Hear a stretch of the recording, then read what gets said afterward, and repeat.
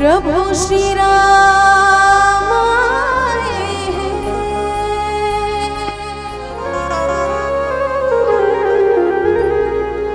मेरी सरकार आए, प्रभु श्री राम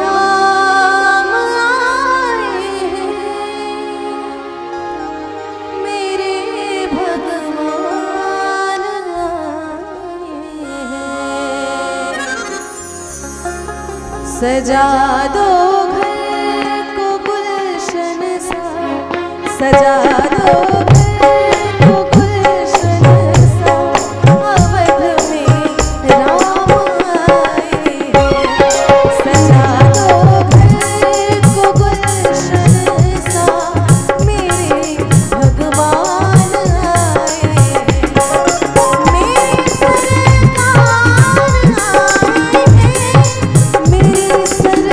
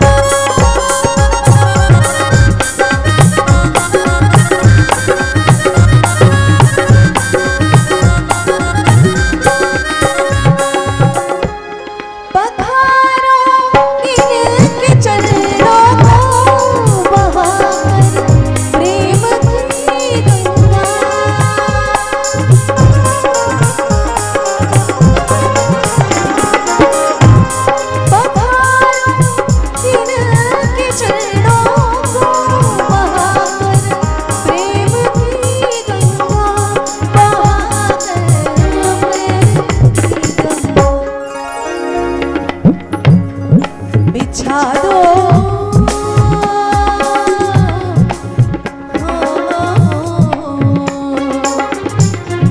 बिछा दो अपनी पलकों को, बिछा दो अपनी पलकों को, बध में राम आए हैं।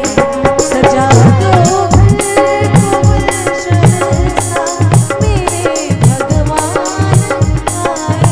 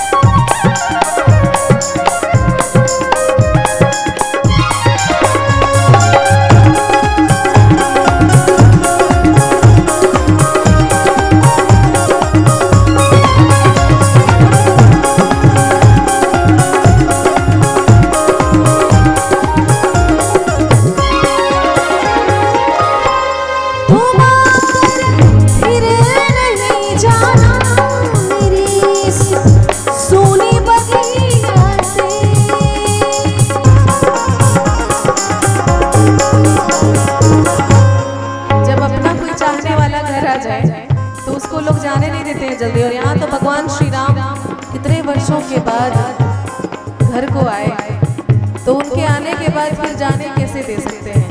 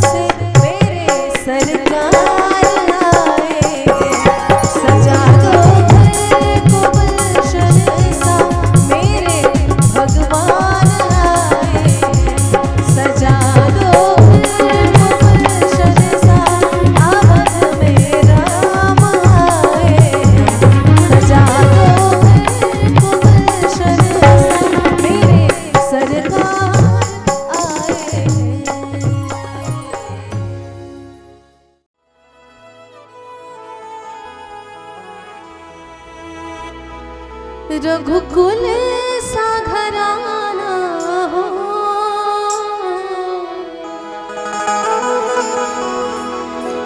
चरण हो राघव के,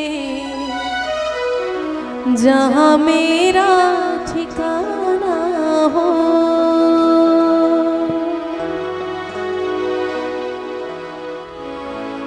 नगरी हो अयोध्या सी, रघुकुल सा घराना हो। नगरी हो अयोध्या सी, रघुकुल सा घराना हो। चरण हो राघव के, जहाँ मेरा ठिकाना हो। चरण हो राघव के, जहाँ मेरा ठिकाना हो।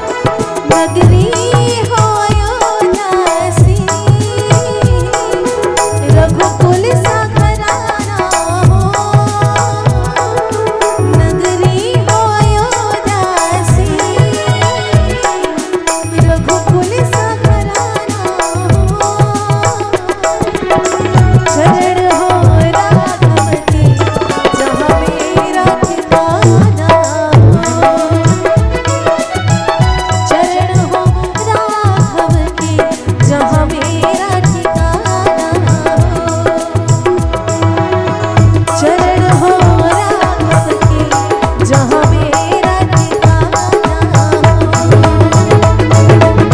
चरण हो राघव के, जहाँ मेरा ठिकाना।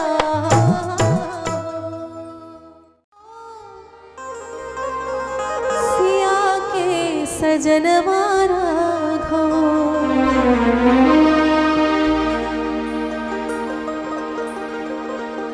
सीता जी राम जी की जोड़ी ऐसी थी, चाहे आप जिनको पूजते हैं, राधे कृष्ण को पूजते हैं या फिर गौरी शंकर को पूजते हैं, तो आप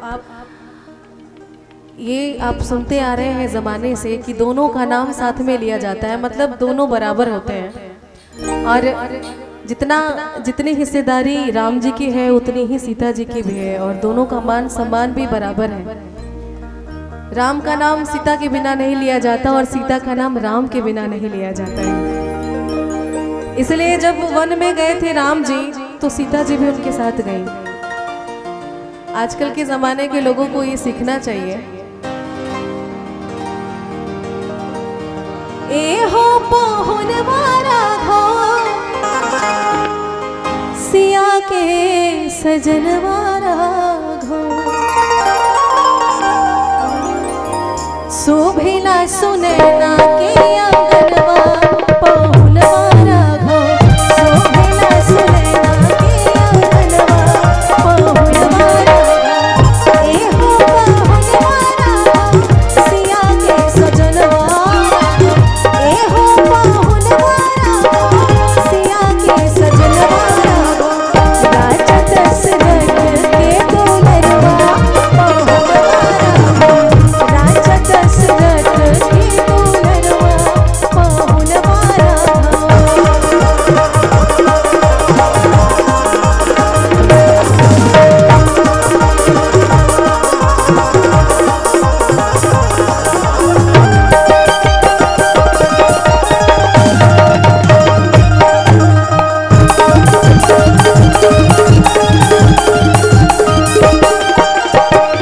अखिया में काजल कारी, होठवा में पान प्यारी,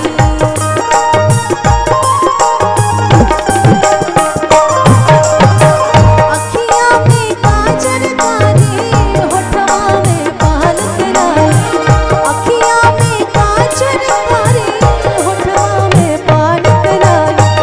लाल लाल सिर पर वही पवड़िया पहुनवा राघव, लाल लाल सिर पर वही पवड़िया पहुनवा राघव। शोभिला सुनैना के आंगनवा पहुनवा राघव।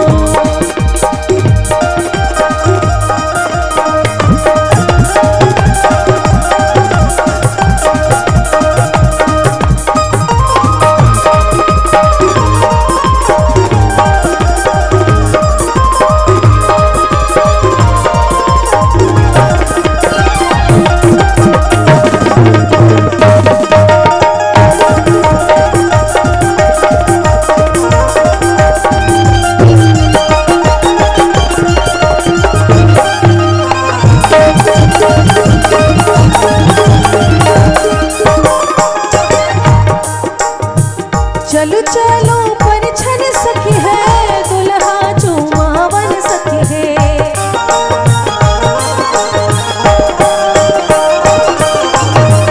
चलो चलो परिछन सखी है, दुल्हा चुमावन सखी है। चलो चलो परिछन सखी है, दुल्हा चुमावन सखी है। चम चम चमका है मोरिया पहुनवा राघव, चम चम चमका है मोरिया पहुनवा राघव।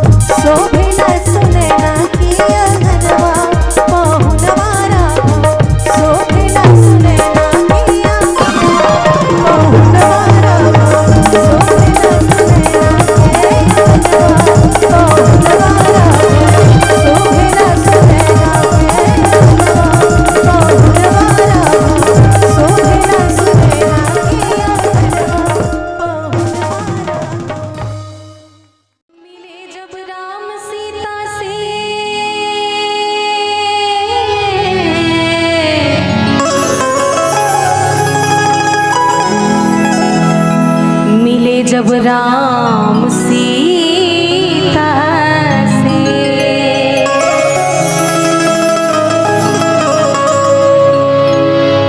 मिले, जब राम सीता से टहलते वक्त फुलवारी,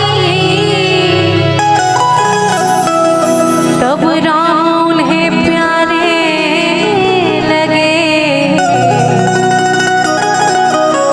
और सीता लगी उन्हें प्यारी।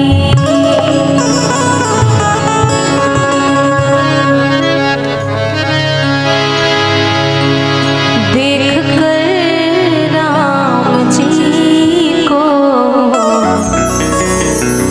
जनक नंदिनी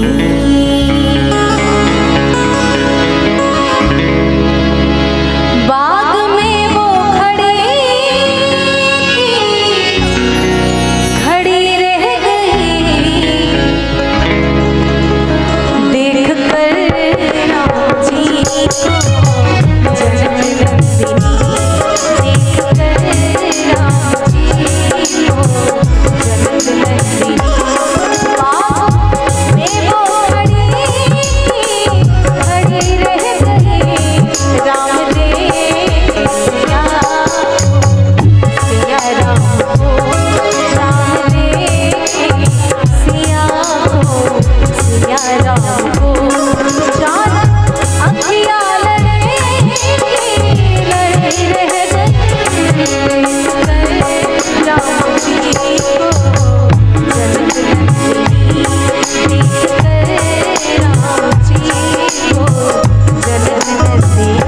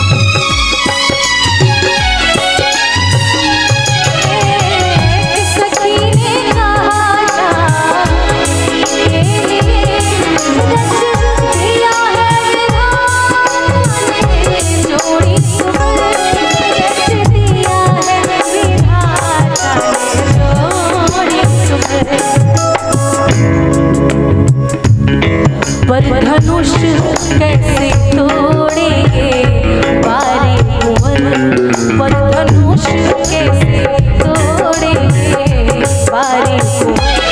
मन में शंका बनी रह गई। देख कर राम जी को जनक नंदिनी, देख कर राम जी को जनक नंदिनी।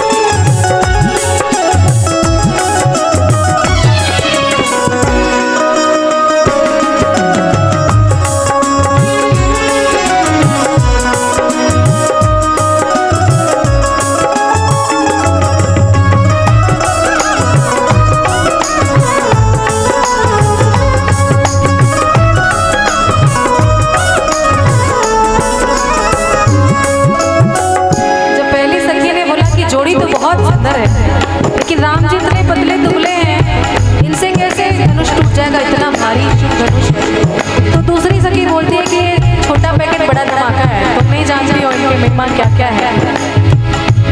बोली दूसरी सखी छोटे देखन में है, पर चमत्कार इनका तो नहीं जानती।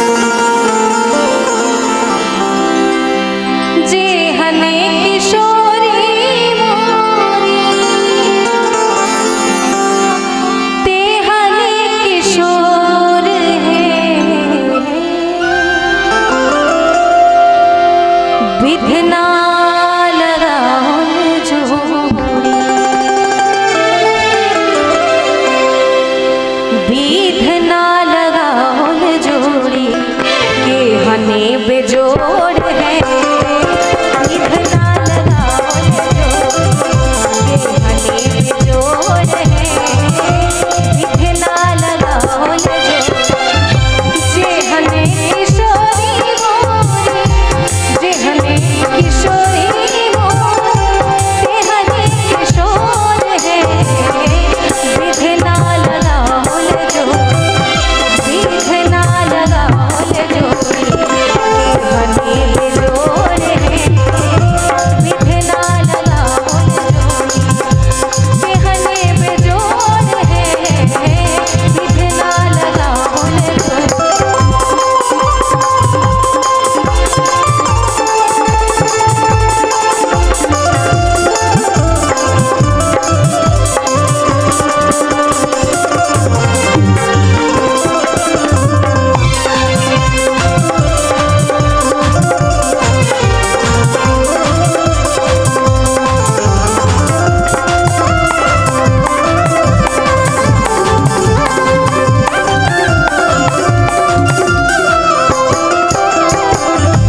श्यामल बदन घुमड़ल,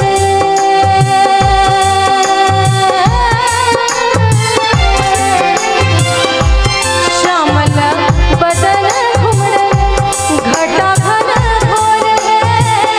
श्यामल बदन घुमड़ल, घटा घन घोर है। श्यामल बदन घुमड़ल, श्यामल बदन घुमड़ल, घटा घोर है। अरे इमहर किशोरी मोर,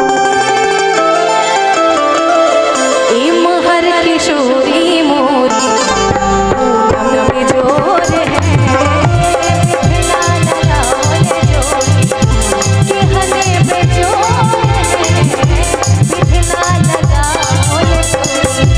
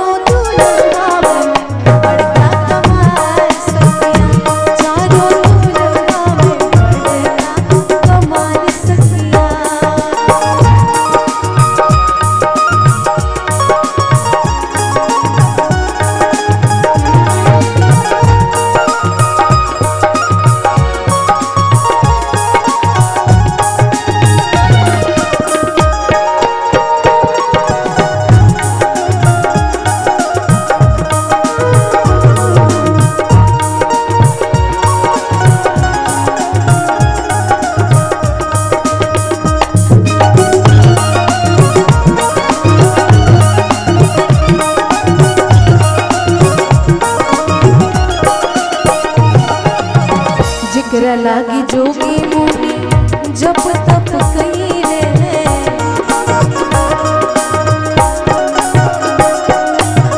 से मोरा पाहुन बन के मिथिला में अइले।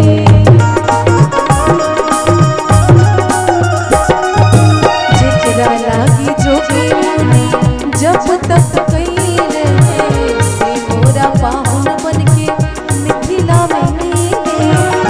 आज लोढ़ा से सकाई इनकर गाल सखिया, आज लोढ़ा से सकाई इनकर गाल सखी। वो चारों दुल्हा में बड़का कमाल सखिया, चारों दुल्हा में बड़का कमाल सखिया।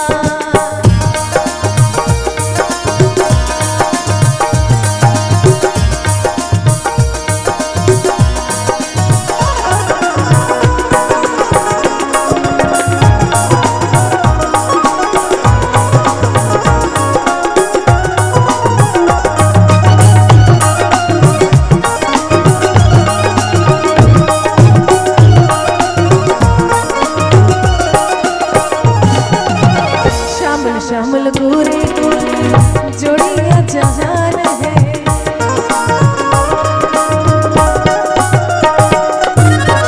अखियाँ न देखनी सुननी न कान है।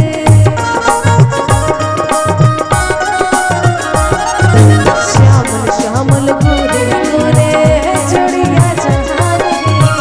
अखियाँ न देखनी सुननी न कान है। जोगे जोगे जिए जोड़े पे मिसाल सखिया, जोगे जोगे जिए जोड़े पे मिसाल सखिया। चारों दुल्हा में बड़का कमाल सखिया, चारों दुल्हा में बड़का कमाल सखिया। आज मिथिला नगरिया निहाल सखिया, आज मिथिला नगरिया निहाल सखिया। चारों दुल्हा में बड़का कमाल सखिया, चारों दुल्हा में बड़का कमाल सखिया, चारों दुल्हा में बड़का कमाल सखिया, चारों दुल्हा बड़का कमाल सखिया। राम जी से पूछे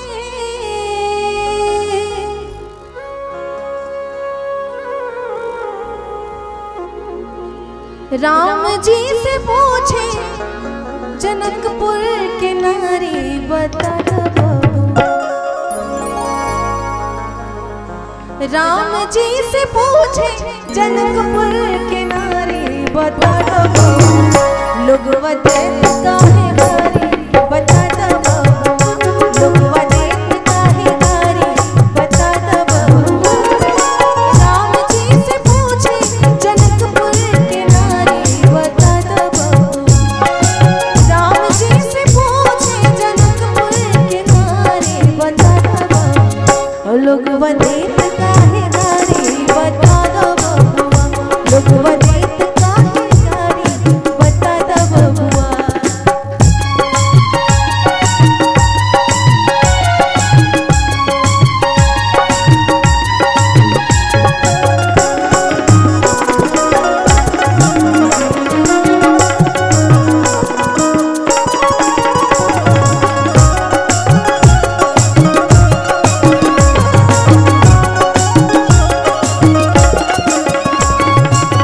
तोहरा से पूछूं मैं ओ धनुषधारी,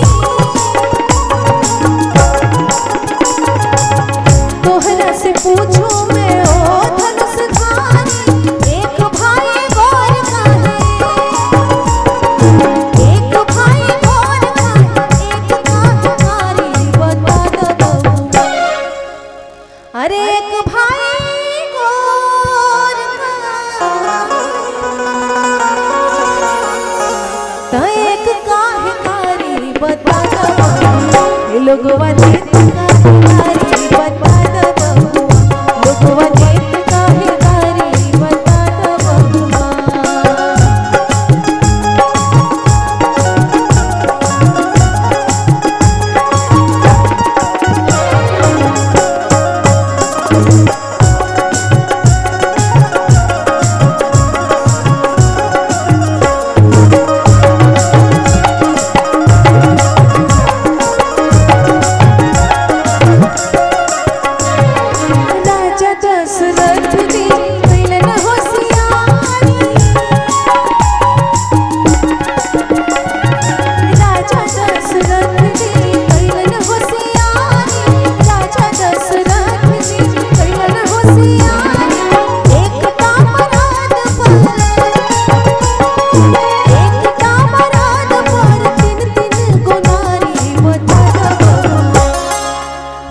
राजा दशरथ जी कैलन होशियारी, कौन सा होशियारी? पहले के जमाने में चलता था, लेकिन आज के जमाने में कौन सी होशियारी? अरे एक टामराद पार, एक टामराद पार, अरे तीन तीन गोनारी बता दबा, लोग बदेत काहे गारी बता दबा, लोग बदेत काहे गारी बता दबा।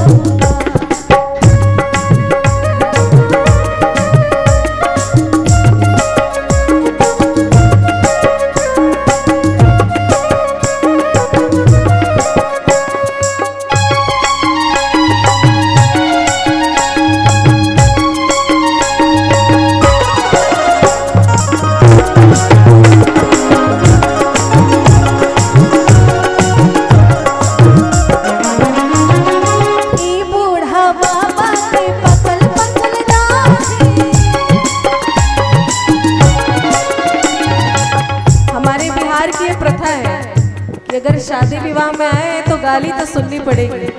ऐसे आप किसी को गाली दे दीजिए तो मार काट के उतर जाएंगे लोग, लेकिन विवाह में कहते हैं कि अगर गाली नहीं गवाया तो फिर अधूरा सा लगता है। और बच्चे से लेके बूढ़े तक सबको गालियां सुननी पड़ती हैं। अरे बूढ़ा बाबा के पकल पकल दाढ़ी, बूढ़ा बाबा के पकल पकल दाढ़ी, देखे में पातर, अरे देखे में पातर, खाए भोर थारी बता दबा, लोग वदेत काहे गारी बता दबा, लोग वदेत काहे गारी बता दबा, लोग वदेत काहे गारी बता दबा, लोग वदेत काहे गारी बता दबा।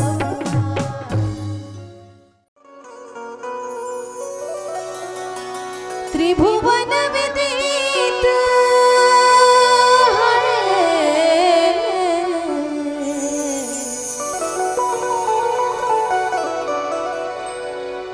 त्रिभुवन विदित अवध जिकर नौआ, त्रिभुवन विदित अरे अवध जिकर नौआ,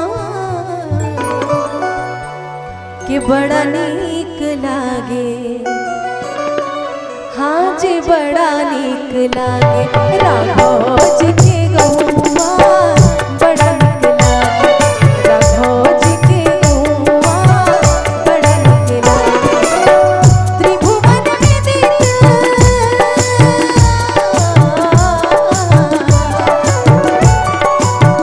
त्रिभुवन विदित अवध जिकर नौआ, त्रिभुवन विदित अवध जिकर नौआ, बड़ा नीक लागे, राघव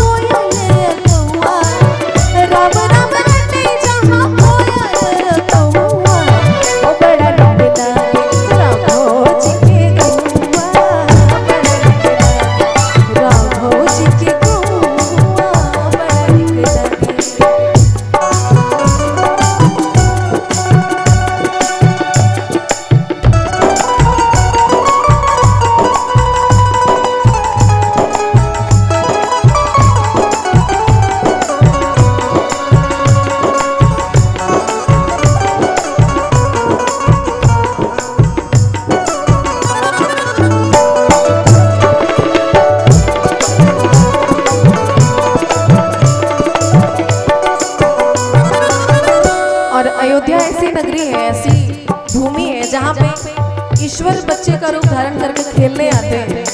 बड़ा सुंदर भाव है। हाँ, जहाँ ब्रह्मा राम शिशु